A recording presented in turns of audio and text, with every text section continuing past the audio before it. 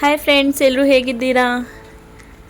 Friends, ನಾನು ಬಂದುಬಿಟ್ಟು ರ್ಯಾಲ್ಸನ್ machine 130 use ಮಾಡೋದು ಮತ್ತು ದಾರ ಯಾವುದು ಯೂಸ್ ಮಾಡ್ತೀನಿ ಪ್ರತಿಯೊಂದು ನಿಮಗೆ ಇದರಲ್ಲಿ ಈ ವಿಡಿಯೋದಲ್ಲಿ ನಿಮಗೆ ಮಾಹಿತಿ ಕೊಡ್ತೇನೆ. ಮಿಸ್ ಮಾಡದೆ ನೋಡಿ.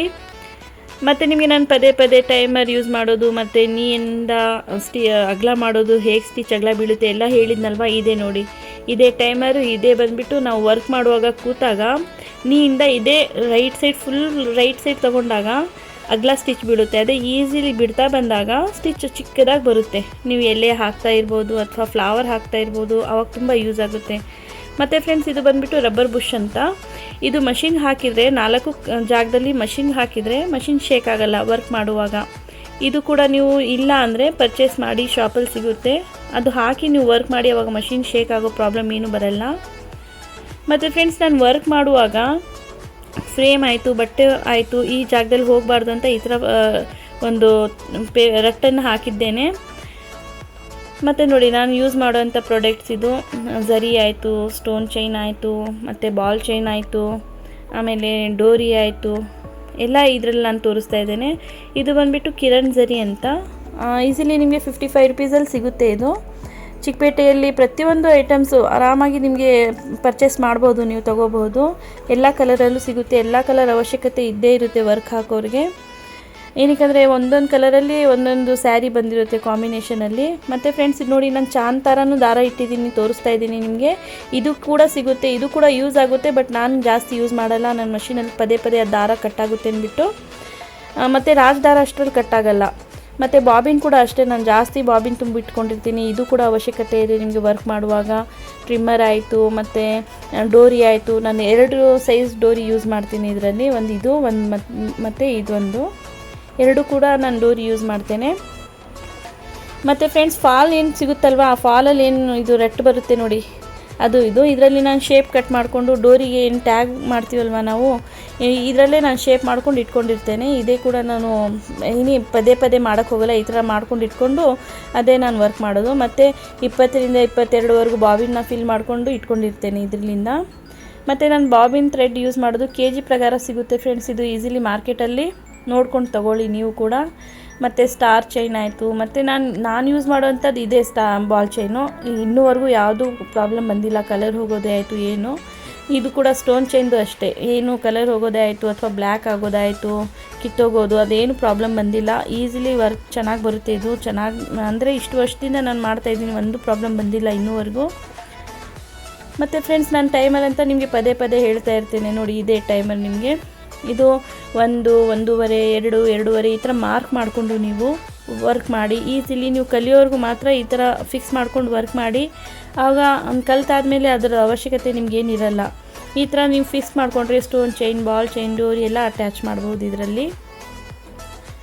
ಇದು 5 ಏನಿದೆ ಅಲ್ವಾ, 5, 5.5ವರೆಗೂ ಲಾಸ್ಟ್ ಅದು ಅಗ್ಲ ಸ್ಟಿಚ್ ಬೀಳೋಕ್ಕೆ.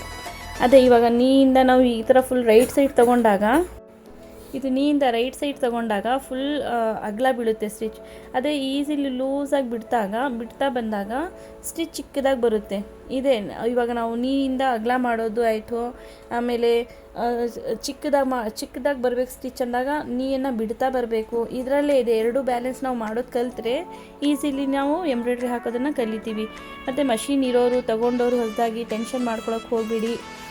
ಇದು ಟ್ರೈ ಮಾಡಿ ನೀವು ಡೈಲಿ ಅಗಲ ಮಾಡೋದು. ಮತ್ತು ಮತ್ತು ಅದೇ ಕಾಲಿಂದ ಪ್ರೆಸ್ ಮಾಡಿ ವರ್ಕ್ ಮಾಡೋದು. ಏನಕ್ಕೆ ಅದೇ ಕಾಲಿಂದ ನಾವು ವರ್ಕ್ ಮಾಡೋದು ಅಂದರೆ ಪ್ರೆಸ್ ಮಾಡಬೇಕು, ಅದೇ ಕಾಲಿಂದ ಅದೇ ನೀಯಿಂದ ನಾವು ಟೈಮರನ್ನು ಯೂಸ್ ಮಾಡೋದು, ಸರಿಸೋದು ಅಂದರೆ ರೈಟ್ ಸೈಡ್, ಆಮೇಲೆ ಈಸಿಲಿ ಬಿಡೋದು ಎಲ್ಲ ಅದೇ ಕಾಲಿಂದನೇ ನೀವು ಟ್ರೈ ಮಾಡಬೇಕು, ಆಮೇಲೆ ಕಲಿಬೇಕು.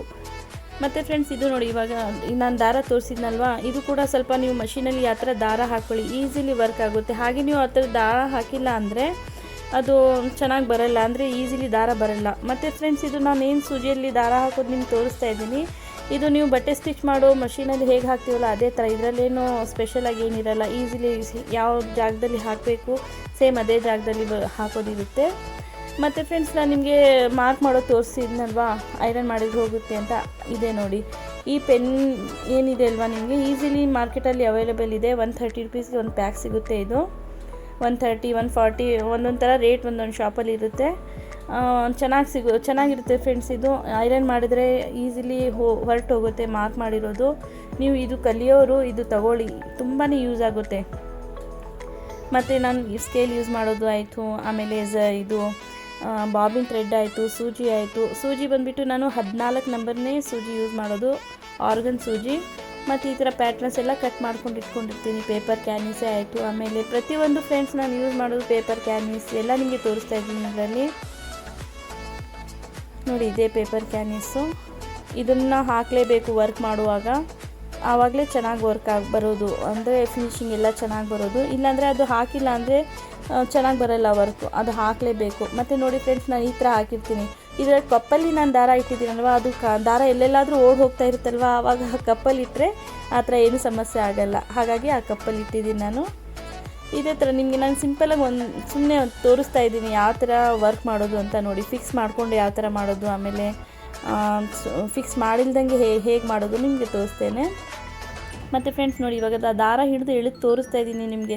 ಈಸಿಲಿ ಬರಬೇಕು, ಟೈಟಾಗಿ ಬರಬಾರ್ದು, ಸ್ಮೂತಾಗಿ ದಾರ ಬರಬೇಕು. ಅದೇ ಥರ ಬಾಬಿನಲ್ಲಿ ನಾವು ದಾರ ಹಾಕಿದಾಗ, ಬಾಬಿನ್ ಮತ್ತು ಇದು ಕೇಸಲ್ಲಿ ನಾವು ಹಾಕಿದಾಗ ಅದು ಕೂಡ ಅಷ್ಟೇ ಈಸಿಲಿ ಬರಬೇಕು. ಇದೇ ನೋಡಿ, ಇದು ಟೈಟ್ ಮಾಡೋದು, ಲೂಸ್ ಮಾಡೋದು, ಸ್ಟಿಚ್ಚು ಈ ಜಾಗದಲ್ಲಿ ನಾವು ಟೈಟ್ ಲೂಸ್ ಮಾಡೋದು, ಇದೇ ಜಾಗ ನಾವು ಟೈಟು ಮತ್ತು ಲೂಸ್ ಮಾಡಿ ದಾರ ಎಳೆದು ನೋಡೋದು ಇದೆ. ಇವಾಗ ಮತ್ತು ಈ ಜಾಗದಲ್ಲಿ ಏನಿದೆ ಅಲ್ಲ ಫ್ರೆಂಡ್ಸ್, ತೋರಿಸ್ತೇನೆ ನಿಮಗೆ ನಾನು. ಸ್ವಲ್ಪ ದಾರ ಏನಾದರೂ ಆ ಜಾಗದಲ್ಲಿ ಸಿಕ್ಕಾಕೊಂಡ್ರೆ, ಮತ್ತು ನೋಡಿ ಇವಾಗ ನಾನು ಇದು ಬಾಬಿನ್ನ ಹಾಕೋದು ತೋರಿಸ್ತೇನೆ ನಿಮಗೆ. ಈ ಥರ ಕೇಸಲ್ಲಿ ಅದು ಇದೇ ಥರ ಬರಬೇಕು ದಾರ ಹಾಕೋದು. ಮತ್ತೊಂದು ಸರಿ ತೋರಿಸ್ತೇನೆ ನೋಡಿ. ಇವಾಗ ನೋಡಿ, ಈ ಥರ ನೀವು ಇದರಲ್ಲಿ ದಾರನ ಹಾಕಬೇಕು. ಇದೇ ಮೆಥಡಿಂದ ನೀವು ದಾರ ಹಾಕಬೇಕು. ಮತ್ತು ಫ್ರೆಂಡ್ಸ್, ಇವಾಗ ನಿಮ್ಗೆ ದಾರ ಹಾಕಿದ್ನಲ್ವ ನಾನು, ಆ ಜಾಗದಲ್ಲಿ ಯಾವತ್ತೂ ದಾರ ಸಿಕ್ಕಾಕೋಬಾರ್ದು. ಎಷ್ಟು ಅಂದರೆ ಒಂದು ಸಾಸಿವೆ ಕಾಳಷ್ಟು ದಾರ ಸಿಕ್ಕಾಕೋಬಾರ್ದು. ಇಲ್ಲಿ ತೋರಿಸ್ತಾ ಇದ್ದೀನಿ ನೋಡಿ, ಇಷ್ಟು ಕೂಡ ಅದರಲ್ಲಿ ದಾರ ಸಿಕ್ಕಾಕೋಬಾರ್ದು. ಆ ಥರ ನೀವು ನೋಡಿಕೊಂಡು ವರ್ಕ್ ಮಾಡಬೇಕು. ಅಲ್ಲೇನಾದರೂ ದಾರ ಸಿಕ್ಕಾಕೊಂಡ್ರೆ ಮೇಲ್ಗಡೆ ನೀವು ವರ್ಕ್ ಮಾಡುವಾಗ ಫುಲ್ ದಾರ, ಬಾಬಿನ್ ದಾರ ಮೇಲ್ಗಡೆ ಬರುತ್ತೆ. ಮೇಲ್ಗಡೆ ಏನು ದಾರ ಹಾಕಿರ್ತೀವಲ್ವ ಸಿಲ್ಕ್ ಥ್ರೆಡ್, ಅದು ಬರಲ್ಲ, ಇದೇ ದಾರ ಬರ್ತಾ ಹೋಗುತ್ತೆ. ಆ ಥರ ದಾರ ಬಂದಾಗ ನೋಡ್ಕೊಳ್ಳಿ ನೀವು, ಇದೇ ಸಮಸ್ಯೆ ಇರುತ್ತೆ. ಈ ಜಾಗದಲ್ಲಿ ಏನಾದರೂ ಇಷ್ಟೇ ನಿಮಗೆ ದಾರ ಅಲ್ಲಿ ಸಿಕ್ಕಾಕೊಂಡ್ರೆ ಆ ಸಮಸ್ಯೆ ಬರೋದು, ಅದೊಂದು ನೆನ್ಪಿಟ್ಕೊಳ್ಳಿ. ಯಾವತ್ತೂ ಆ ಜಾಗದಲ್ಲಿ ದಾರ ಸಿಕ್ಕಾಕೋಬಾರ್ದು. ಆವಾಗ ಸಿಕ್ಕಾಕೊಂಡ್ರೆ ಆ ಥರ ಫುಲ್ ಸಿಲ್ಕ್ ಥ್ರೆಡ್ ಬದಲಿ ಅದೇ ದಾರ ಬರ್ತಾ ಹೋಗುತ್ತೆ. ಇವಾಗ ನೋಡಿ, ನಾನು 2 ಅಥವಾ 2.5 ನಾನು ಫಿಕ್ಸ್ ಮಾಡಿಕೊಂಡು ಸ್ಟ್ರೇಟ್ ಸ್ಟಿಚ್ ಹಾಕ್ತಾಯಿದ್ದೇನೆ. ನೋಡಿ, ಇವಾಗ ನಾನು ಫಿಕ್ಸ್ ಮಾಡಿದ್ದೀನಿ ಇದರಲ್ಲಿ. ಇಲ್ಲಿ ನೋಡಿ, ಇವಾಗ ಫಿಕ್ಸ್ ಮಾಡಿದಾಗ ಅದೇನಾಗುತ್ತೆ, ನಾವು ಏನು ವರ್ಕ್ ಮಾಡೋದಿಲ್ಲ, ಸುಮ್ಮನೆ ಫ್ರೇಮ್ ಹಿಡ್ಕೊಂಡ್ರೆ ಸಾಕು. ಫ್ರೇಮನ್ನು ಲೈಟ್ಲಿ ಸ್ಲೋಲಿ ಸರಿಸ್ತಾ ಹೋಗಬೇಕು ಮುಂದ್ಗಡೆ, ಆವಾಗ ಈ ಥರ ಸ್ಟಿಚ್ ಬೀಳುತ್ತೆ. ಸ್ವಲ್ಪನೇ ತೋರಿಸ್ತೀನಿ ಫ್ರೆಂಡ್ಸ್, ಯಾಕಂದರೆ ನೈಟ್ ತುಂಬ ಟೈಮ್ ಬೇರೆ ಆಗಿದೆ. ಇವಾಗಲೇ ನಾನು ವೀಡಿಯೋ ಮಾಡಿ ಇವಾಗಲೇ ಅಪ್ಲೋಡ್ ಮಾಡಬೇಕು ಅಂತ ವೀಡಿಯೋ ಮಾಡ್ತಾ ಇರೋದು. ಇದು ನೋಡಿ, ಇವಾಗ ನಾನು ಏನು ಟೈಮರನ್ನು ಯೂಸ್ ಮಾಡ್ತಾಯಿಲ್ಲ. ಅಂದರೆ ಇವಾಗ ನೀರಿಂದ ನಿಮಗೆ ಸರಿಸೋದು ತೋರಿಸಿದ್ನಲ್ವ, ಅದು ಸರಿಸ್ತಾ ಹೋದಾಗ ಸ್ಟಿಚ್ ಅಗಲ ಬೀಳುತ್ತೆ. ಅದೇ ಈಸಿಲಿ ಬಿಡ್ತಾ ಬಂದಾಗ ಸ್ಟಿಚ್ ಚಿಕ್ಕದಾಗಿ ಬರುತ್ತೆ. ಇದು ನಾರ್ಮಲ್, ಇವಾಗ ನಾವು ಬಟ್ಟೆ ಹೊಲಿಯೋಕ್ಕೆ ಹೇಗೆ ಸ್ಟಿಚ್ ಬೀಳುತ್ತಲ್ವ ಆ ಥರ ಬೀಳಬೇಕಂದ್ರೆ ಸುಮ್ಮನೆ ಪ್ರೆಸ್ ಮಾಡಿದರೆ ಈ ಥರ ಸ್ಟಿಚ್ ಬೀಳುತ್ತೆ.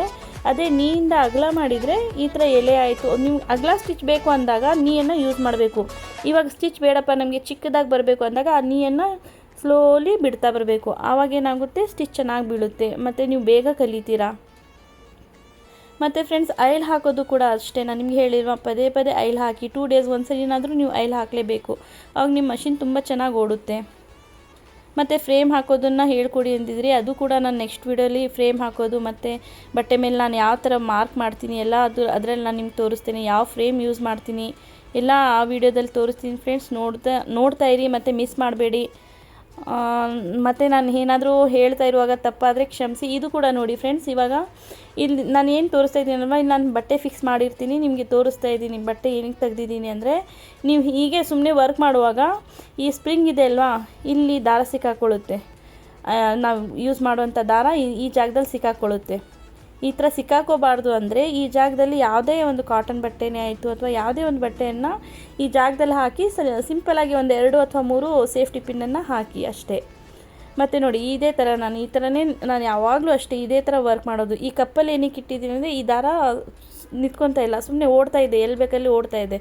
ಹಾಗಾಗಿ ಆ ಜಾಗದಲ್ಲಿ ಇಟ್ಟಿದ್ದೀನಿ. ಪ್ರತಿಯೊಂದು ದಾರ ಒಂದೊಂದು ದಾರ ಓಡುತ್ತೆ, ಹಾಗಾಗಿ ಆ ಕಪ್ಪಲ್ಲಿ ಇಟ್ಟಿದ್ದೀನಿ. ಮತ್ತು ಈ ಥರ ತಗೊಳ್ಳೋದು, ವರ್ಕ್ ಮಾಡೋದು, ಮತ್ತೆ ತೆಗೆದುಬಿಟ್ಟು ಆ ಜಾಗದಲ್ಲೇ ಇಡೋದು. ಇಷ್ಟೇ ಸಿಂಪಲ್ ಮೆಥಡಿಂದನೇ ನಾನು ವರ್ಕ್ ಮಾಡೋದು. ನೋಡಿ ಇವಾಗಲೂ ಅಷ್ಟೇ, ಇದು ಇಲ್ಲಿ ನೀವು ಬಟ್ಟೆ ಫಿಕ್ಸ್ ಮಾಡ್ಕೊಳ್ಳಿ, ಟೈಮರ್ ಫಿಕ್ಸ್ ಮಾಡೋದನ್ನು ನಿಮಗೆ ತೋರಿಸ್ತಾ ಇದ್ದೀನಿ. ಇದು ಟೈಟ್ ಮಾಡಿದರೆ ಫಿಕ್ಸ್ ಆಗೋದು ಅದು ಆಯಿತು. ಆಮೇಲೆ ಫ್ರೆಂಡ್ಸ್, ಇದು ಈ ಜಾಗದಲ್ಲಿ ಆಯಿಲ್ ಹಾಕೋದನ್ನು ಮಾತ್ರ ಮರಿಬೇಡಿ. ಈ ಜಾಗದಲ್ಲಿ ಆಯಿಲ್ ಹಾಕಲೇಬೇಕು, ಹಾಕ್ತಾಯಿರಿ. ಮತ್ತೆ ಸಿಗೋಣ, ಬಾಯ್.